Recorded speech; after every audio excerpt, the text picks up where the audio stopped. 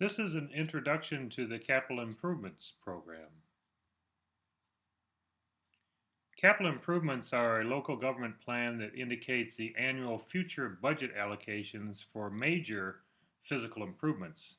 These are investments that are outside of the annual budget that a city usually has.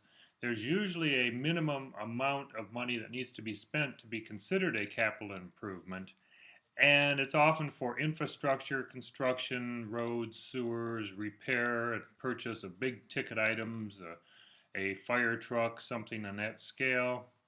It takes a long period of completion that can't be accommodated in the typical annual budget, and it's funded by either existing money, bonds, or money that's set away for such a project.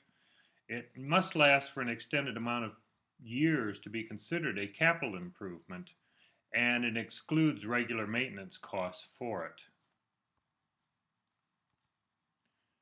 The purpose of the capital improvements is to help with the city's credit. They're able to fund larger projects. That gives them a better credit rating. And it's really one of the planner's best tools because it sets a future fiscal structure for the city and allows for some time construction when things should be done. It guides the allocation of money and expenditures for the city, and it helps to coordinate multiple agencies, departments, and groups in making these expenses. The steps involved in doing a capital improvements project would include, first of all, an inventory of what do you have, the properties, the resources, the assets that you already have in hand, a review of past projects to see what we can learn from that, and then the planning department meets with department heads to review the impact on the various departments and basically get them to agree to what is being proposed. There needs to be some kind of submission of justification for the project to be given to the council so they can vote for the capital improvements program.